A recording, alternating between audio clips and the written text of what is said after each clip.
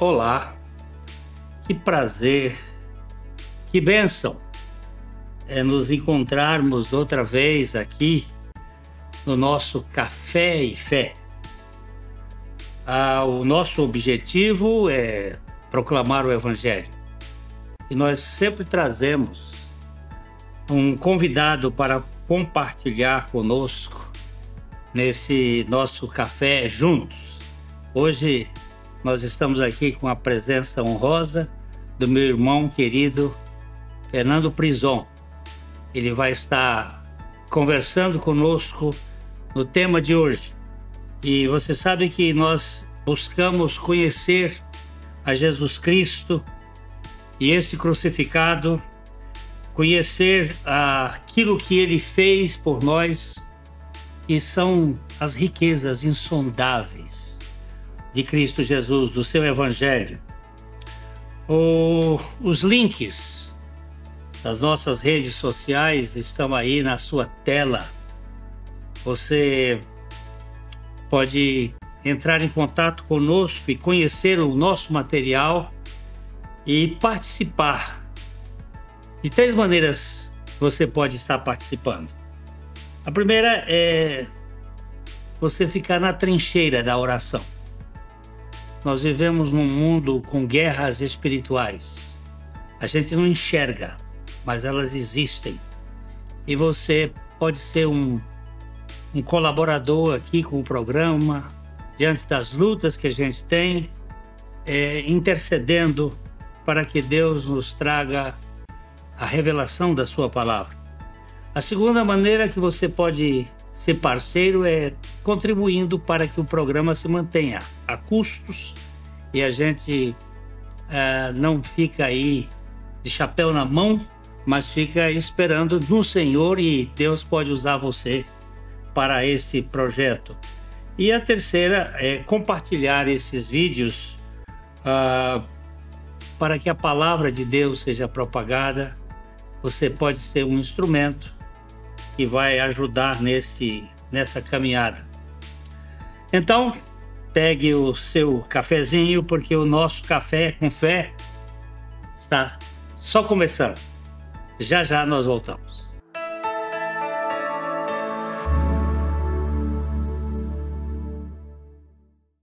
Ótica Higienópolis. Há 35 anos no mercado óptico de Londrina, sempre com novidades em produtos e tecnologia.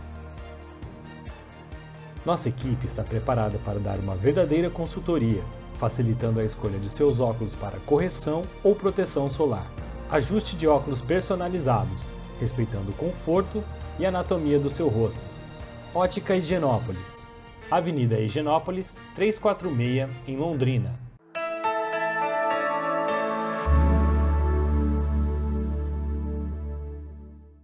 O nosso tema hoje é o que farei para herdar a vida eterna. Essa pergunta é uma pergunta muito pertinente. E aí, Fernando, como é que nós vamos começar? Se apresenta aqui para o público e vamos bater um papo bem descontraído. Sim, em primeiro lugar eu queria dizer que é uma honra, pastor Glenn, estar aqui nesse programa do Café e Fé e participar desse projeto de anunciar as insondáveis riquezas de Cristo. Você que faz parte da nossa comunidade desde que quando nós iniciamos esse programa. É verdade. Em 2014, a gente iniciou no trabalho de propalar e você estava por trás nos Sim. ajudando a organizar o programa, né? E que farei para herdar a vida eterna? Olha que pergunta pertinente. É uma pergunta pertinente e é uma pergunta que nós devemos tentar respondê-la de modo muito apropriado. Porque a própria pergunta ela é interessante, né, pastor Glenn? O autor da pergunta diz: o que farei Pois é, para herdar? para herdar, né? Será que nós podemos fazer alguma coisa para herdar a vida eterna? Você que é advogado, sabe que herança não é uma conquista, é? Não. Herança é algo que nós potencialmente poderemos receber depois que o autor da herança vier a falecer, né? É, E aqui, essa pergunta estava sendo feita por um jovem rico. exatamente. É o que diz aqui no preâmbulo aqui dessa passagem. E nos indica que ele realmente estava interessado em saber isso. Ele tinha algumas dúvidas a respeito. E pelo fato, eu imagino, né, de ele perguntar o que farei, já começa a nos dar uma direção daquilo que ele pensava, né? E é interessante que Jesus estava caminhando. E ele se dirige a Jesus, e até o texto mostra que ele se ajoelhou. Ele teve uma atitude assim De reverência. reverência e chamou Nossa, Jesus de bom mestre, né? Exato. Bom mestre. Ele tinha alguns conhecimentos que farei para herdar a vida eterna. Herança, como você disse, é uma possibilidade, né? Exato. É uma possibilidade com a morte. Mas só pode herdar aquele que é filho. E é filho. E se não é filho, não tem como herdar. Você Tem que pode ser até parente, fazer né? alguma coisa, mas isso indica que você é filho. E se a pergunta é nesse sentido, né, o que farei para herdar a vida eterna? A primeira coisa que nós precisamos compreender é que nós precisamos ser filhos de Deus. Pois é. Agora, nós podemos fazer algo para nos tornarmos filhos de Deus, pastor? Olha, a definição de Jesus foi a seguinte: que ele veio para o que era seu, a definição do apóstolo João para Jesus, para o ministério de Jesus. Ele veio para o que era seu e os seus não receberam.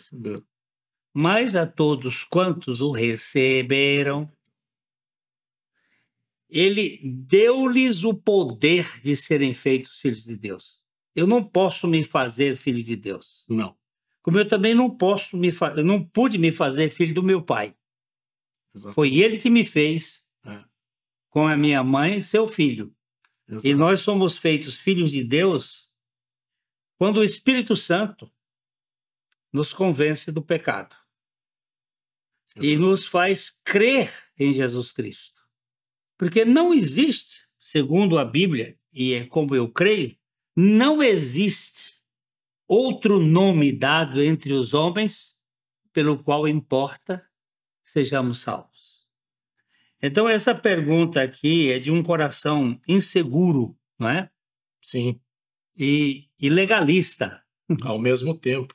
Porque no próprio texto, depois, Jesus até indica ali, né, no versículo 19, sabes os mandamentos. Posso ler, pastor? Pode ler. Lê os 18 e 19 aí.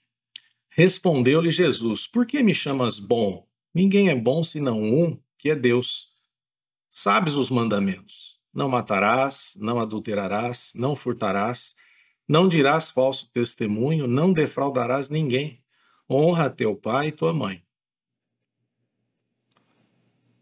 Olha, vamos parar por aqui, depois nós continuamos. Olha que interessante, Fernando. Jesus, ele chamou Jesus de bom.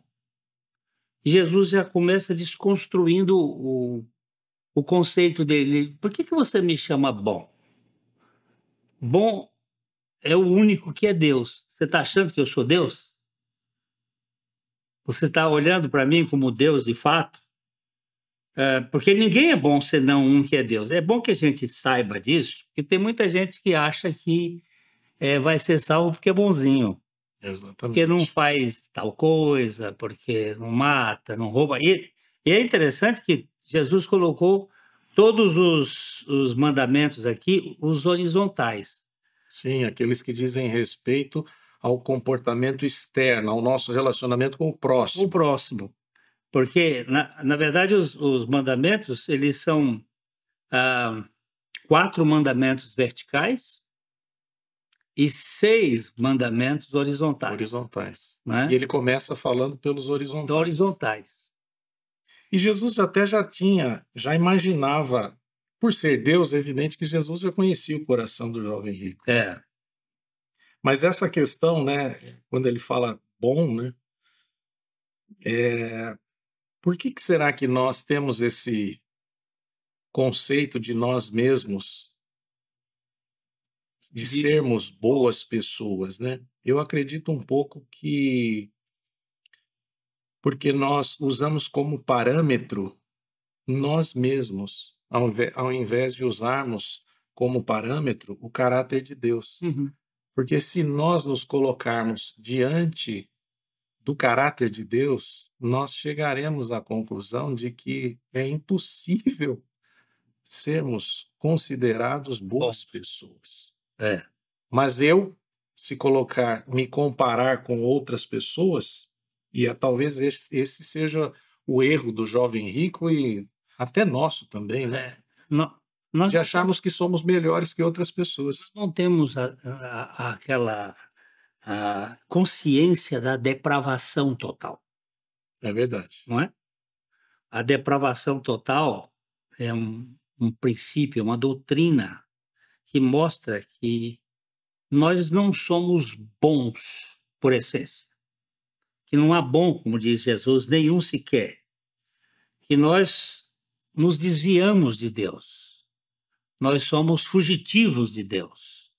Nós somos pessoas que saíram do caminho de Deus. Todos pecaram, diz Paulo, né? E carecem da E glória. carecem. E destituídos estão da glória de Deus. Então, a gente tem uma bondade humana, uma quantidade de bondade humana em certas coisas.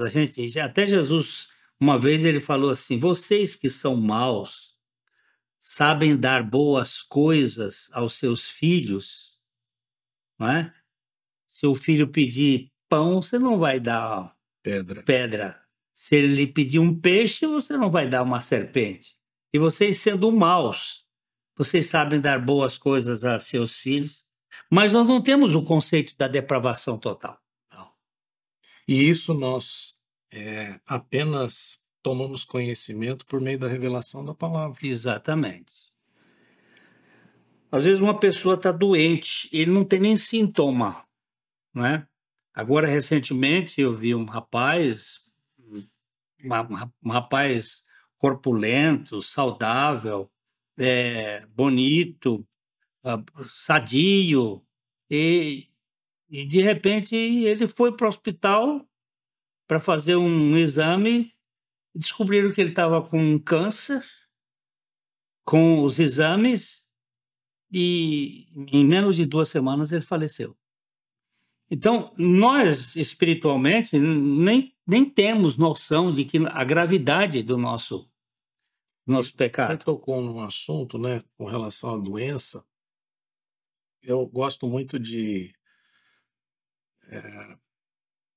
sempre enfatizar que a palavra de Deus, ela opera nas nossas vidas, revelando a nossa natureza pecadora, revelando quem nós somos. Isso não é possível por meio de conhecimento intelectual, mas é algo revelado pelo Espírito. E a palavra, ela funciona como um raio-x, pastor. Exatamente.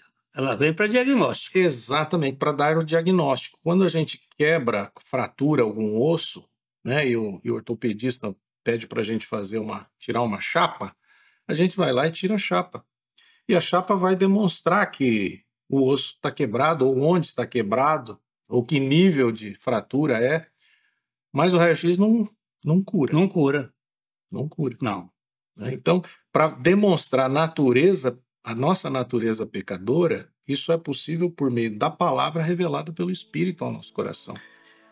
Aqui, esse jovem rico aqui, ele se achava bom por cumprir os mandamentos. Tanto é que Os mandamentos horizontais. Ou talvez achasse que cumprisse esses mandamentos, né? Ele achava. E Jesus, quando ele colocou aqui, ele disse: tudo isso eu tenho feito desde a minha juventude, minha meninice. Verdade. Agora, eu queria dar um tempinho para a gente poder conversar um pouco mais sobre esta realidade que se oculta em nosso coração. É já que nós voltamos.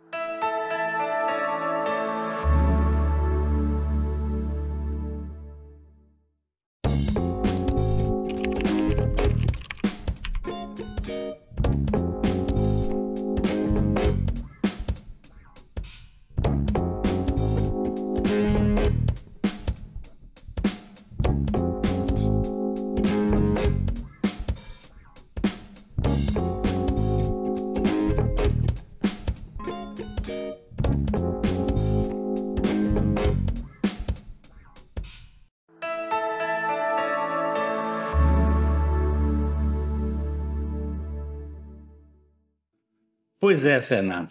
A arrogância humana, ela é grande, né? Aquele moço, ele diz para Jesus que tudo isso tenho observado desde a minha juventude.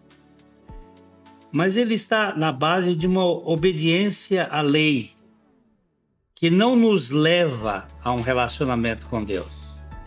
Exatamente. Isso demonstra o coração legalista. Não é? Tiago vai dizer assim: pois qualquer que guarda toda a lei, mas tropeça em um só ponto, se torna culpado de todos. Espécie de dominó aqui. Você topa num, destrói tudo. Né? Isso. E é impossível que esse cara obedecesse. Até tem uma historinha de um judeu. Ele foi conversar com o rabino e ele disse assim: rabino, eu agora já guardo um dos 10 mandamentos. Não, eu não guardo um dos 10 mandamentos.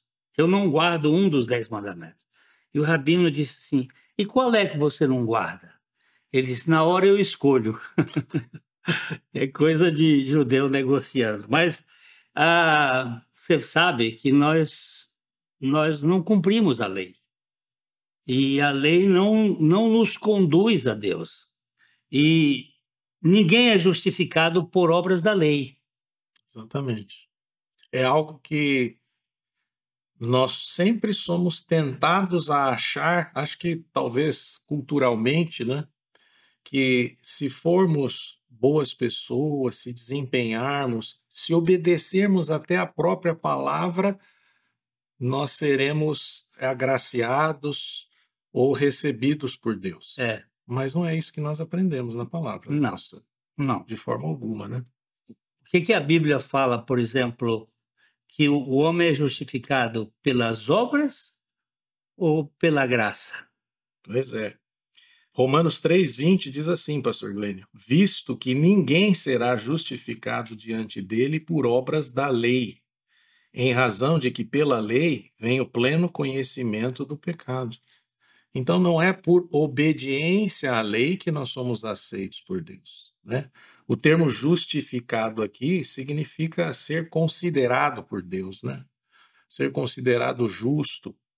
Então é evidente que há uma tendência das pessoas em achar que, pelo que elas fazem, elas são justificadas, como se a justificação por obras fosse algo bíblico, mas na verdade ela não é.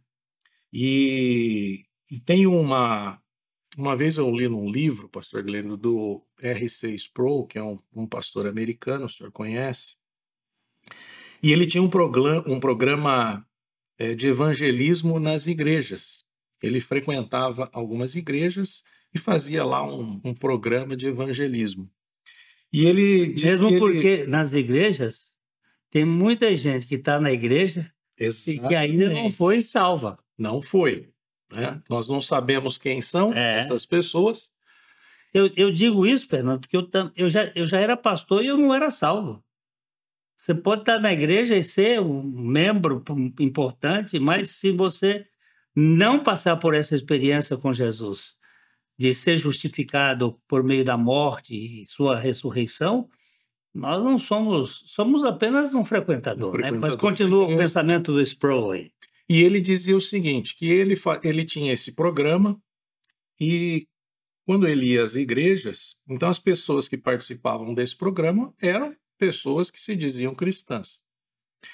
E ele chegava sempre e fazia uma pergunta: se você morresse essa noite e estivesse diante de Deus, e ele lhe dissesse, por que eu deveria deixar você entrar aqui no céu? O que você diria? E aí, pastor Glenn, pasme, qual que era a resposta? 80% ele fez uma estatística, 80% das pessoas respondiam, não, eu poderia entrar no céu porque eu fui uma boa pessoa, porque eu cumpri os mandamentos, porque eu frequentava os cultos de domingo, porque eu sou dizimista e isso, etc, etc, etc. Então, é algo que a gente não imagina, mas está de tal maneira incutido na mente das pessoas que realmente só uma obra de desconstrução e de revelação do Espírito para que as pessoas entendam aquilo que o próprio Jesus está dizendo aqui nessa passagem.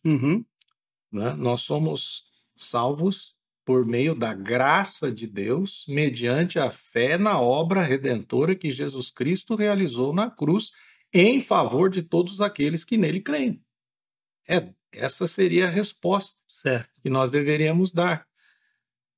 Então, por exemplo, se eu fosse... Como é que eu iria responder essa questão? Deixa eu dar um exemplo. Eu, que me conheço agora quem eu sou por natureza, eu ia dizer assim, ó, o senhor me deixa entrar, porque eu era o pior dos pecadores. Ninguém podia ser pior. Ainda que externamente as pessoas pudessem me considerar como um bom menino, etc. Mas houve um dia que, pelo Espírito Santo, eu tive a revelação de que Jesus morreu por mim, e que não só morreu por mim, mas morreu comigo, e que aquela morte ele me fez parceiro para que na ressurreição ele me desse a nova vida. E eu vou entrar aqui, sabe por quê? Porque ele vive em mim, ele é a minha salvação. Eu não é porque eu fiz, eu deixei de fazer. Porque o nosso velho homem foi de fato crucificado com Cristo. Não tenha dúvida. Porque a única maneira que eu tenho de receber a nova vida é com a morte do velho Fernando. Exatamente. Da nossa natureza em Adão que nós tínhamos. A gente entende que para que serve a lei? Né? Porque muita gente acha que se cumprir os mandamentos, mas para que serve a lei? Ela revela o caráter de Deus. A lei é boa, a lei é justa, a lei é pura, e nós somos injustos, maus e impuros.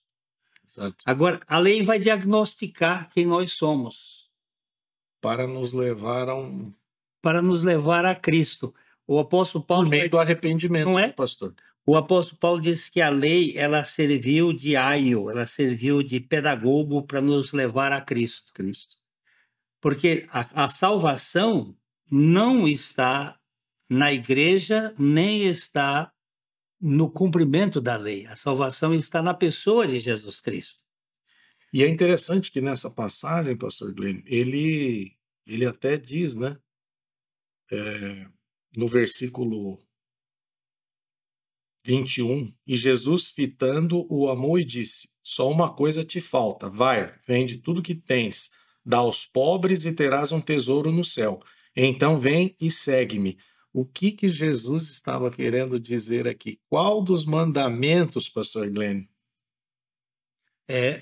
Jesus queria chegar lá, né? Queria indicar ao jovem rico que ele não conseguia cumprir. No meu entendimento, é aquele mandamento: amarás o Senhor teu Deus de todo o teu coração, exato, de toda a tua alma, de toda a tua força, de todo o teu entendimento. Este é eu acho que o rapaz ia saltando no sarrafo, como se fosse um salto em altura, né? Ele foi aumentando, ele foi saltando, saltando, saltando, até quando Jesus botou lá na ponta, não tinha vara que conseguisse chegar lá. É esse o problema que a gente enfrenta, né? E aqui, eu me lembrei também de lá de Êxodo 20, o versículo 3, quando diz o primeiro mandamento, né? Não terás outros deuses diante de mim. E ao que tudo indica, no versículo 22, porque ele foi embora, era exatamente o problema dele, né? Ele tinha um Deus com D minúsculo. O Deus dele era Mamon. Exatamente. Era o dinheiro, era a posse, era... E aí os discípulos ficaram até escandalizados quando Jesus disse que era mais fácil passar um camelo no fundo de uma agulha do que um rico entrar no reino dos céus. Aí os discípulos ficaram apavorados. Mas quem é que pode ser salvo? Aí Jesus diz: olha, os impossíveis dos homens são possíveis para Deus. Ainda bem.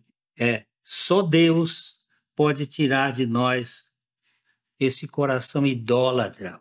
Até a gente pode dizer aqui, né, Fernando? O dinheiro em si não é problema. E a gente tem outros momentos que nós vamos trabalhar essa questão, mas o amor ao dinheiro é um problema sério. Exatamente. A Bíblia não proíbe que as pessoas possam prosperar e ter riquezas. Sim. Mas o amor e esse moço estava agarrado, né? Ele, jovem, ficou muito contrariado, muito triste, por ter pensado: isso não é para mim. Essa história aqui não é para mim. Eu tenho muita coisa.